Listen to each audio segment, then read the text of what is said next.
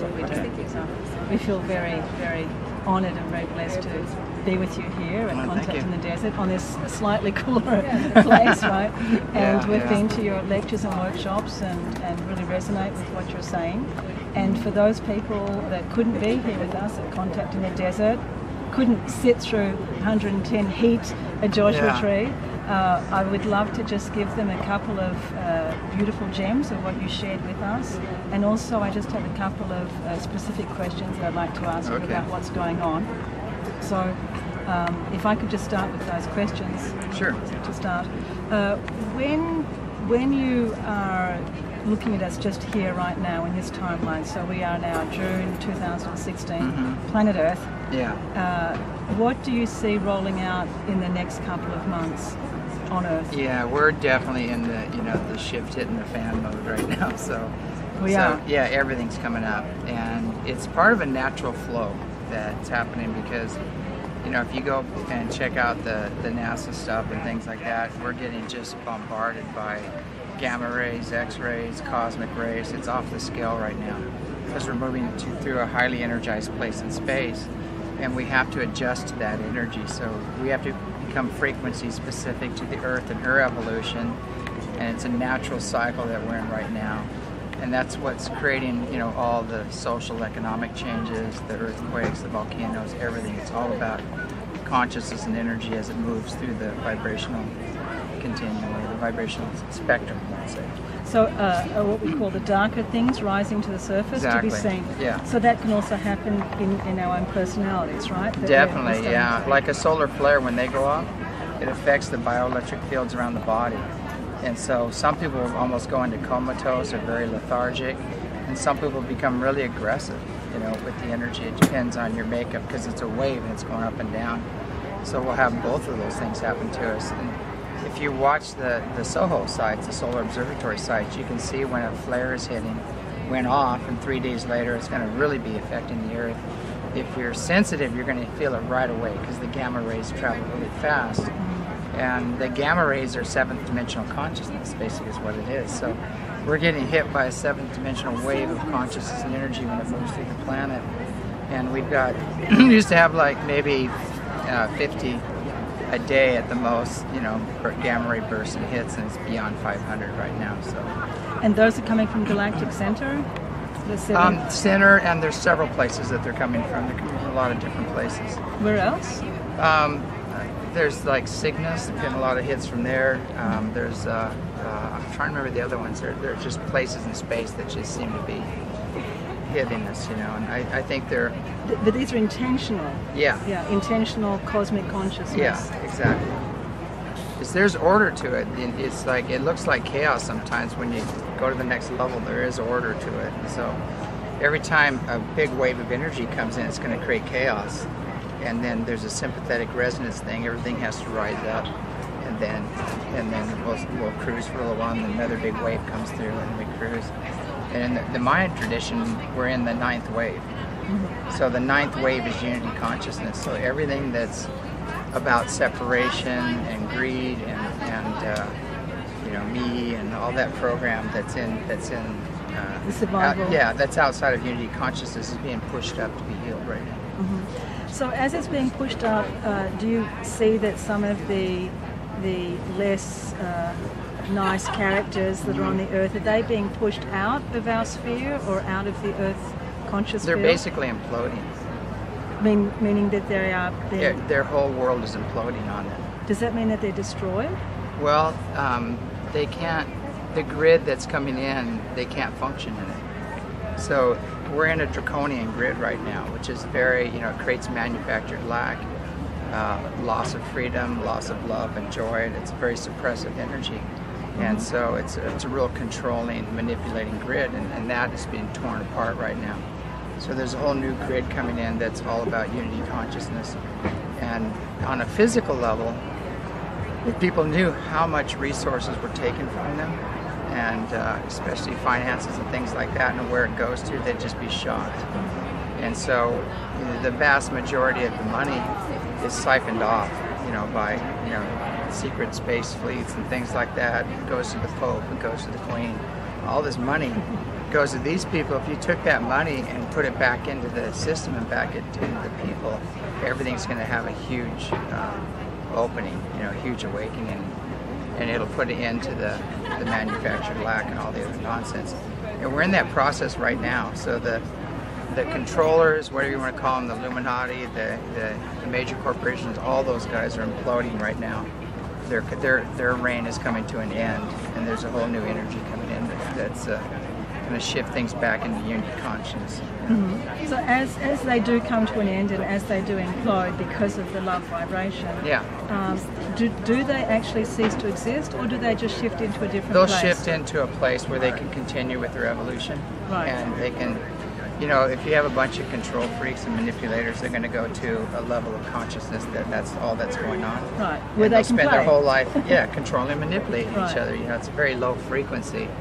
And there's no love, there's no joy, there's no power there. So everything they seek is they're not going to get. They're actually doing themselves, and you know, they're hurting themselves basically.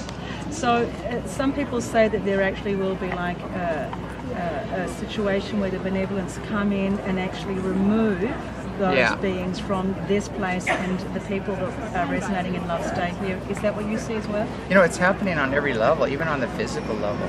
Like the White Dragon Society just put all these huge amounts of gold out as bounties for a lot of the Illuminati guys that aren't playing ball, that are creating all the problems here. Right. So even on that level, it's happening.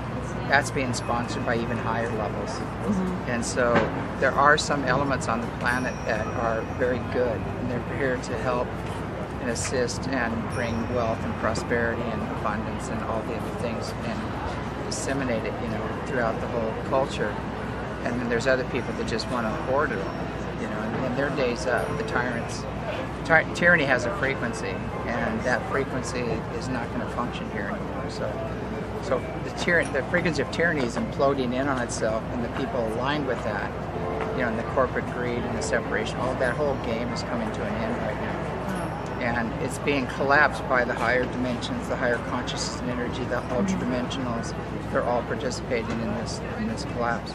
So it's like a sandwich, because not only do you have this collapse happening that's coming in, you've also had Mother Earth awakening, and she's energizing, opening up, and you've got the inner Earth people and all the other people participating. So it's almost like, if you want to call them the dark forces or the lost ones, whatever, they're just in a sandwich right now, and they're getting compressed, and eventually it just collapses. So as beings of love that we are, what can we do to make the compression of the sandwich for those that are in the sandwich? How can we, like, is it within our abilities to assist them, or? Definitely, yeah. Most of us came to do that. We came to bring that consciousness here and anchor it into the earth, and be transmitters of that higher consciousness and energy, which is going to help in the collapse. But there's one thing I like to stress. There's no saying like being a Christ doesn't mean being a doormat. And so many people think that the higher consciousness is all about just love and joy and bliss, and but it's not. There's a thing called tough love, and it's all about setting boundaries and not participating, and calling out some of the extreme, you know, aggressions towards humanity and the earth. So it's important that we do our walk, you know, and walk our talk, and not just give it lip service and aphorisms and things like that. Because we are not separate to those other beings. They are another aspect of us. It's all. It's hard to explain. We've been the bad guy before, haven't we, James? You and I, we've been bad guys before. No, I've never been a bad guy. We have to have been. I'm just kidding. I used to be a Viking warrior. I hacked off heads. I had a big rod axe, you know. And Good job. I was a road bandit in one lifetime, you know. But I was like a Robin Hood.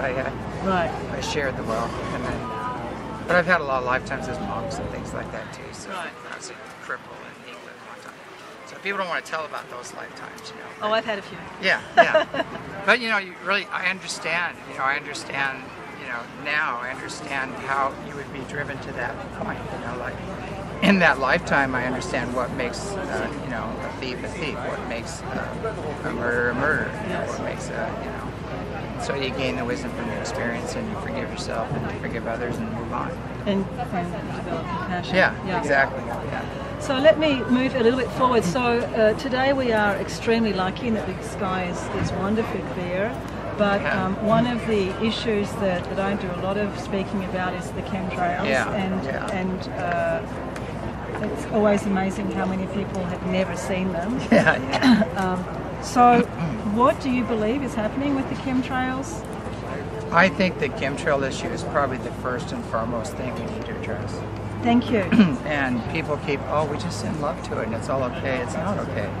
And they said, well, I'm rising above it. You know, I'm a spirit being and everything else. And I said, well, see that tree right there? It's not. Yeah, go take a run at it. Take a run at it. You know, if you can move through that tree, then it's not going to affect you. But right now, you're here, you have a physical body, these trees are getting killed from it. Yes. It's blocking the uptake of nutrients, the aluminum and the barium and everything else. And it's an abomination, it's a war on creation. And people are not, you know, you can't dump a whole lot of heavy metals into a system and not have serious consequences. So who do you think's doing it? Well, it goes back to it goes all the way back to like reptilian energy. And the reptilian energy is the source energy of this, or do you believe that there's something above and beyond? Well, there's even reptilian? some serpent beings above that. And some say that there's also the PPAI, the predatory pathogenic artificial intelligence, that is above the reptilians, the Draco Alliance, and is actually using them as its slaves to terraform this planet. And that's why the chemtrails are supposed to be full of the heavy metals, the biologicals, and the nanotechnology to turn us into robots. I think there's a little kind of a danger there because the reptilians have been around for a long time. And in my past incarnations, I've been warring with them for a very long time. And this is all about planetary liberation. So even before this AI was around, they were conquering and pillaging and raping and doing that whole scenario. So it's like I hear these people, well, the reptilians are really good. They just got altered by it, and I know they're not. They have They say they were altered by the AI, and so it's also we should have sympathy for them. You know, I said no, you don't have sympathy for them. You set firm boundaries with them. But you can still have sympathy as well as setting a firm boundary. Well, it depends because sympathy sometimes they'll work you. They'll use your own sympathy or empathy against you. And so with them, you can't use that energy. You can't hold that energy. You have to set a really firm boundary, because that's all they know. They don't understand the higher compassion or service or things like that. They're not in that realm. So is that emotion of compassion and separation then, in a spiritual way? Well, it's kind of like, I call it like loving detachment. You can still be loving and maintain a frequency and be detached from it, but also set a firm boundary. Just saying, no, we've done this before, we know who you are, you've tricked us many times in the past, and we're not falling for it. So the chemtrails are being made by these reptilians? Well, I think what's happening is that the way the food chain goes, when you go up the hierarchical ladder of power and wealth, you know, you'll have the corporations and the Illuminati and you know, the banksters and those guys, and then you move up and they do all their ceremony and sacrifices to the reptilian beings and the serpent beings in that group, kind of a demonic energy. And so people don't realize it's an unseen force that's really running the show, and it's not a good force. But their time is up, and their time is coming to a close, and the benevolent ones are coming in to take care of business and clean things up. So if we were 100% in the Draco matrix, and now we're going to 100% the benevolent matrix, where are we roughly now? Are we past the tipping point? I've heard you say that we are. Yeah, I'd say. You know, the thing is, we're over 50%. Yay! Right now. Yay! But the good news is, what's behind it is so massive that it can't be stopped.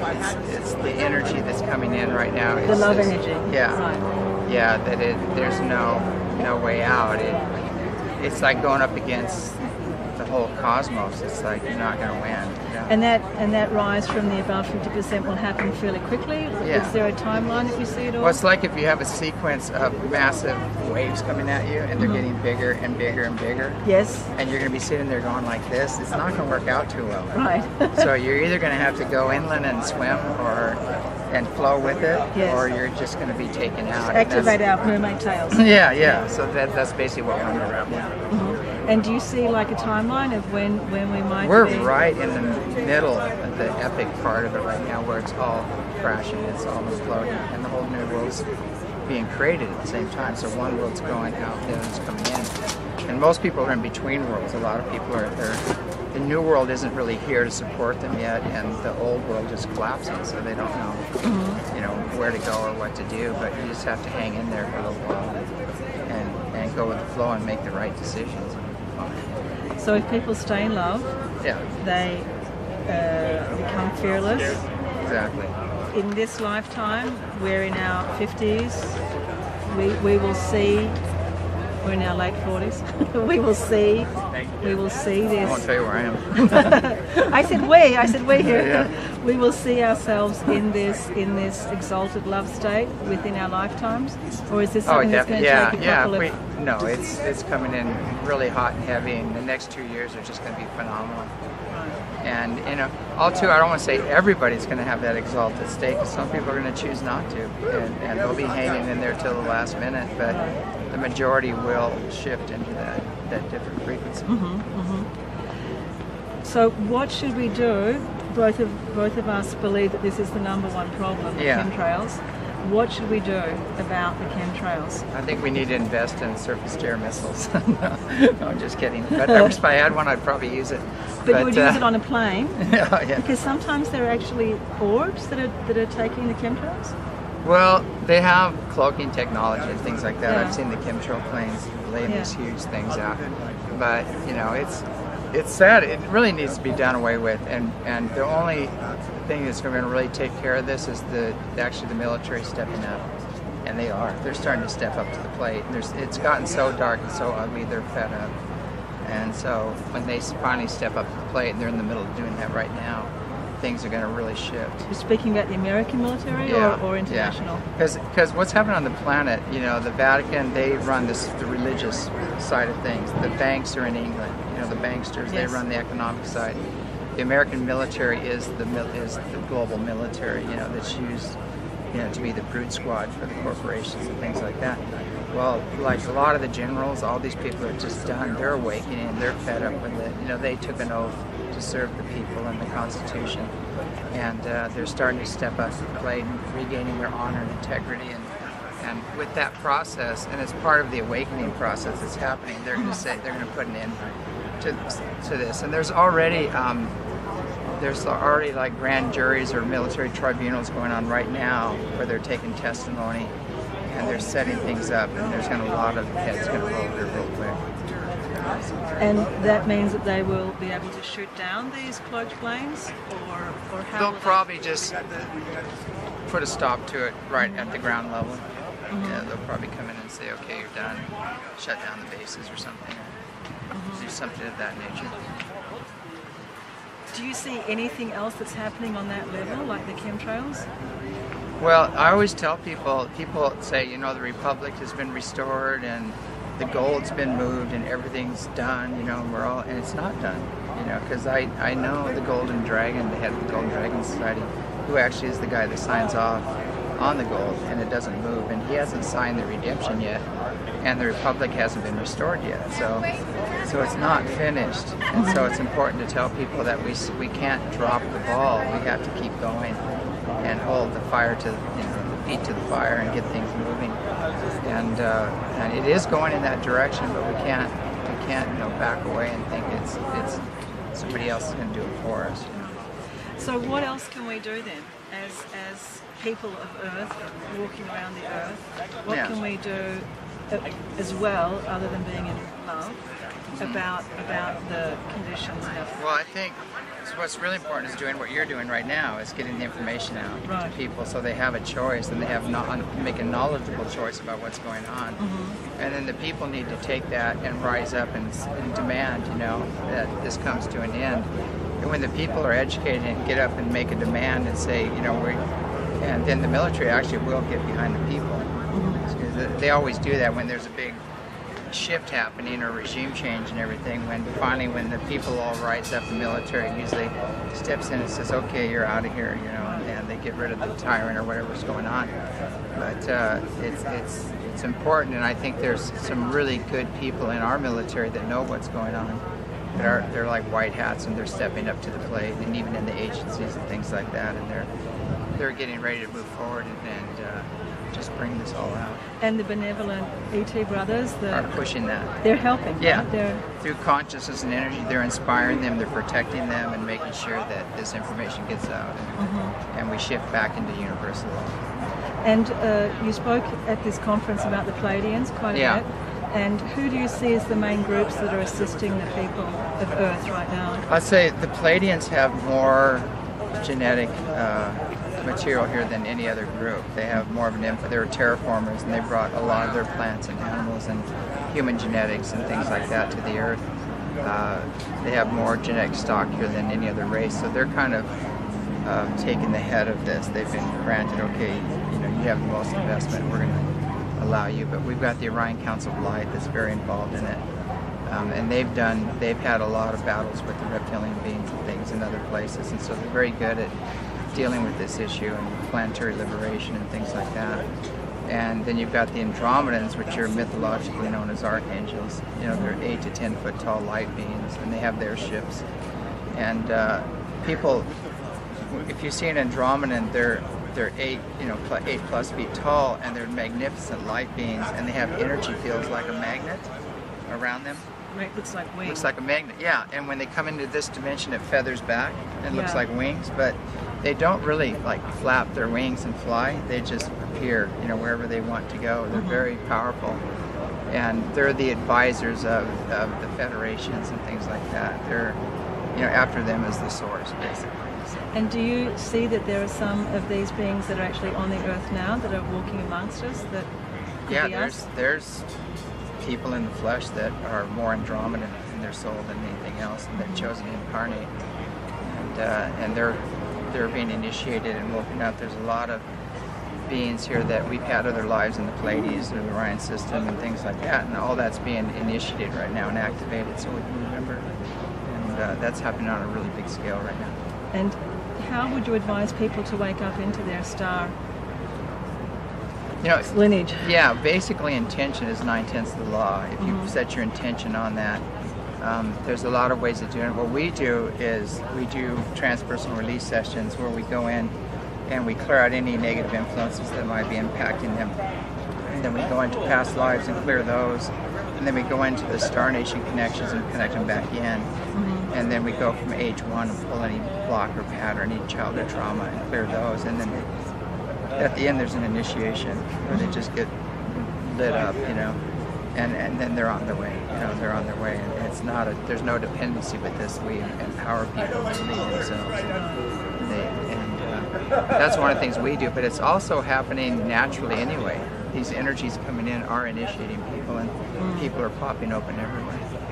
And so, do you find that some people, and I know that you do a lot of work helping people as a healer, do you find that a lot of people that are what we call the light workers have a bit of a problem with that terminology, but the people that are here in service of others and that are doing healing work, etc. Do you find that some of these people often get targeted or attacked by? Oh, definitely, yeah. And so it's called frequency targeting, but there's an old saying in India. They say the closer you get to nirvana, the more the demons rear their ugly heads.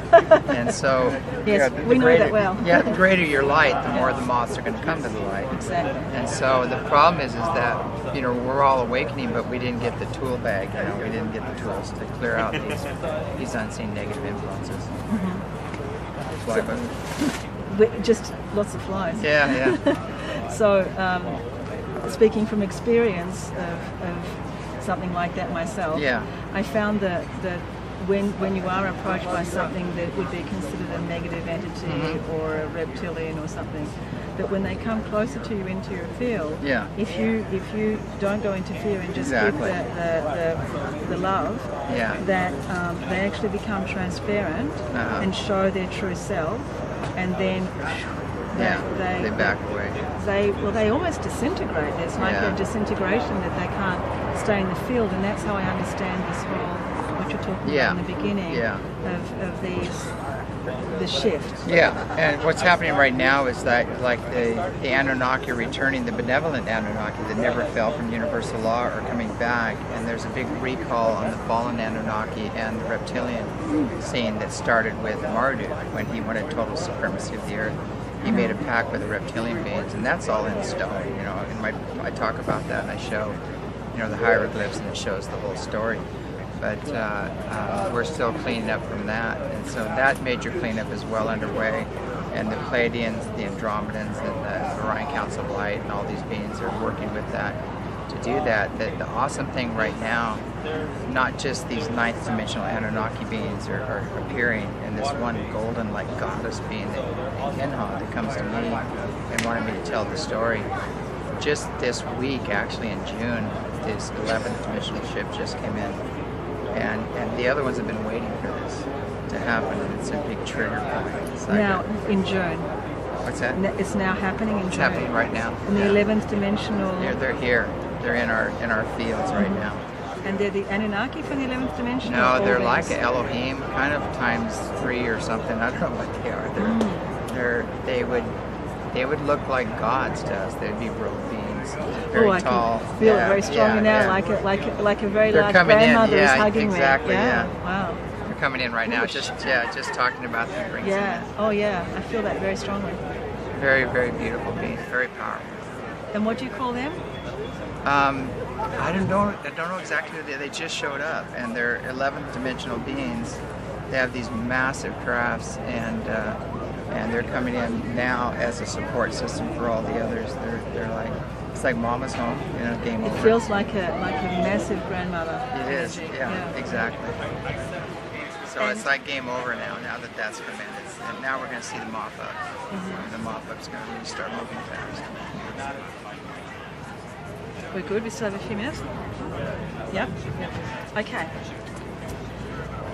Oh, that grandmother energy just really calmed me so far. Well, you're being initiated right now, so you can carry this with you, this energy with you. We can really talk. That's what happens. Okay, thank you, grandmothers. Yeah. 11th dimensional grandmothers.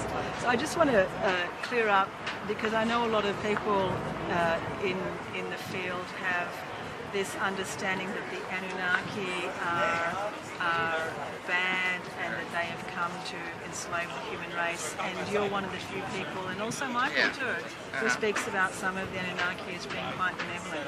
So if you could just explain the fallen, and just so that we have a really clear understanding. Yeah. Well, in the ancient past, you know, we had Enlil and Enki, and Enki would be known as like the creator god. He was the scientist that was doing a lot of the kind of tinkering with the Earthman that was here naturally and raising them up genetically. And he loved his creations, and he kept enhancing them and making them more powerful, more connected, adding more DNA. And so he was like in love with his creations and protected them and things like that. Then you had Enlil, which was the warring god. He was the general, and he saw them as abomination. He wanted to just clean the slate and get rid of them. And throughout the Bible, the Old Testament has this jealous, wrathful God nobody can appease, and that he was basically a genocidal maniac. And in the New Bible, you know, Jesus comes in and talks about this all-loving, all-forgiving God, a whole different energy. So we have a choice: either God's schizophrenic, or where do we get these images? And all of the bearded god images came from the Anunnaki. That's where those images came. So they started moving throughout. They actually started in Australia. It's where the first landings happened. And from there it went to Africa.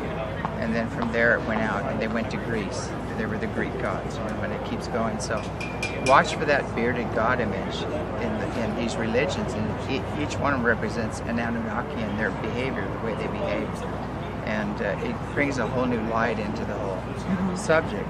And so, again, some of the Anunnaki were very benevolent, very loving, and they stayed within universal law, and some fell. And the ones on Earth got caught up in the Earth energy and dramas and fell and got into turf wars and all these other problems. And is that because of the Earth energy field? The vibration of the Earth? I think partially, yeah, because it was a very primitive planet and they got caught up in it at the time. I think also too, what a really cool thing to happen was, like, Noah was a hybrid. So he was inky, had sex with an Earth human that was already jumped up pretty much. And, there's an old story where the gods saw the Earth man to be fair and took them as, took them as wives and things like that. That's what happened in the beginning. And so they created this hybrid. And what happened when they merged the human genetics with the Anunnaki or ancient Lyrian genetics is what it is. And the Lyrians are the root race for most of the people. When they merged that, something happened where that incredible strength and emotional energy from the Earth human merged with the Anunnaki. They actually went further. They actually evolved further because they're in pure service mode, and they're loving beings, and they also had the power to come with it, and love is the power, and when you're in service, the power is flowing through you. So these guys were actually exceeding Enlil and some of the other guys. Exceeding the creators. Exactly, yeah. And so they got very pissed about that, and they wanted to do them in. But a lot of them went back. The demigods or the hybrids, whatever you want to call them, went back, and they're also returning too. And they don't have the elongated head; they have more of a human head. So, you mean the elongated heads? From Peru? Yeah. You see those as the Anunnaki? Yeah, they're the original Anunnaki. The cone heads, Right. Yeah. We did an interview with Brian Forrester. Yeah. So, I mean, I say that endearingly. My nephew was born with a cone head. It was really funny. I go, because he had it straightened out later. But he's a genius. He worked on the genome experiments and all this. But what happened, and this is all coming out now. Stephen and Evan Strong. If you look into their Forgotten Origins, they have amazing energy about information about this whole thing, and they've been very suppressed. It would be good to interview them and bring them out, but. The whole story about the origin of man, the pharaohs returning to regain the knowledge, everything is written in stone in the Gospel glyphs. It's all right there, and the whole story of humanity is there, and it's been extremely suppressed, for some reason. And I wonder what that reason could possibly be. Yeah. Well, the Australian continent is the oldest continent that's remained above water. Yes. It's preserved a lot of the ancient knowledge and some of this. I mean, it's so old. It's a lot of it's crumbled back into dust, but there are still some major glyphs and things written on stone walls there, and. The story is so clear. One of the things that Aboriginal people are the original people. Yes. Aboriginal. And they claim to be in all of theirs. Yeah. In the genome experiment, they are the original people. And we all have Aboriginal genes in us. All of us do. That genome experiment proved that. So we're all one in one sense. DNA communicates. We're always communicating. Part of our DNA is always communicating with everybody else. And so this totally ends the separation game. When we really look into this on the bigger picture, the gold in Egypt came from Ballarat. Yes. So how do you explain that? It's like I remember going gold mining in Ballarat when I was in school. Yeah. So everything started, and this is a story nobody wants to get out. It's the forbidden or forgotten history, and I think their website is forgottenhistory.com. But the gold was taken from Ballarat in Australia. To Egypt. During, you mean for the Egyptian the Pharaoh's times? gold and all that stuff came from Ballarat. And they flew it over in a ship, or or either ship or they had light ships that were going from pyramid to pyramid and things like that. They had all kinds of technology back then.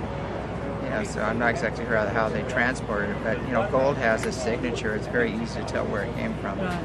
And when they tested the gold in Egypt, it all came from Ballarat.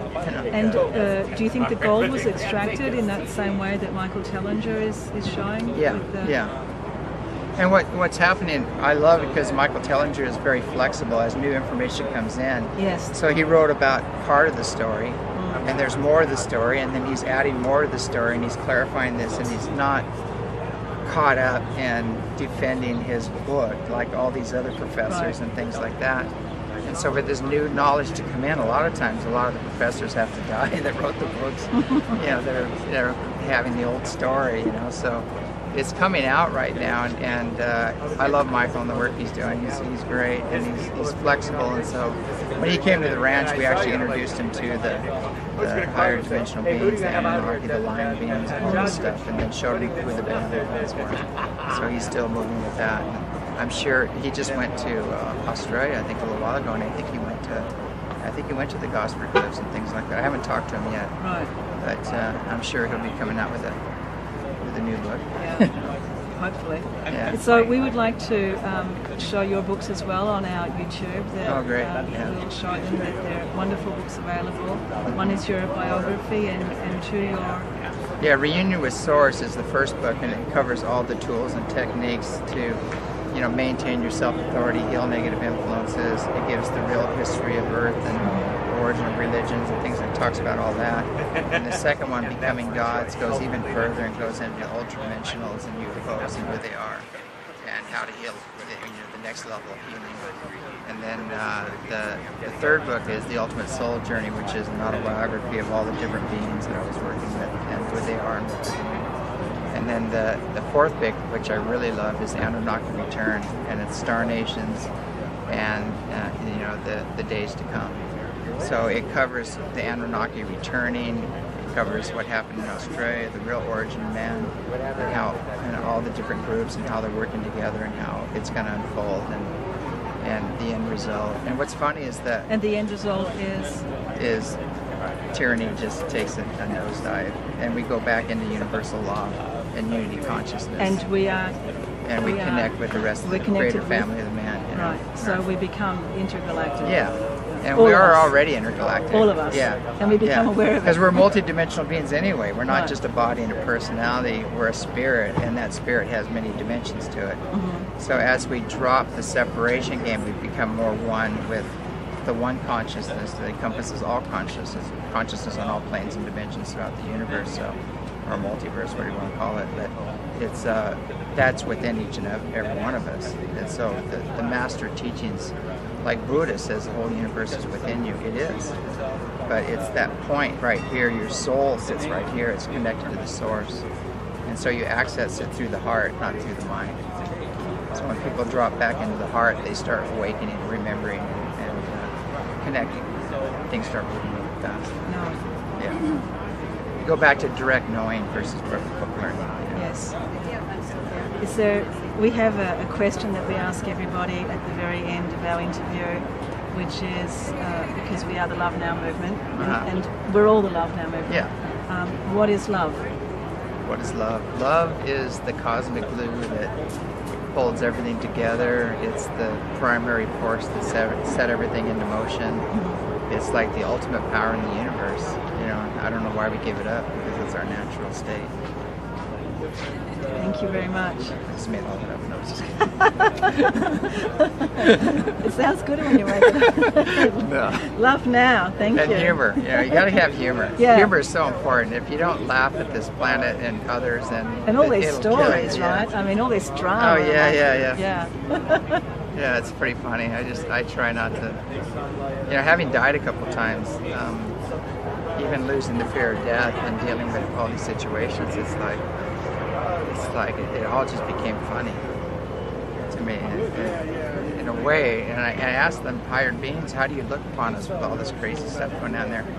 And they said with loving amusement. You know? And so the more you align with them, it just you have that loving detachment and loving amusement, and you start hanging out in that space, and a lot of this stuff just starts falling away and unfolding around you. Thank you. Thank you.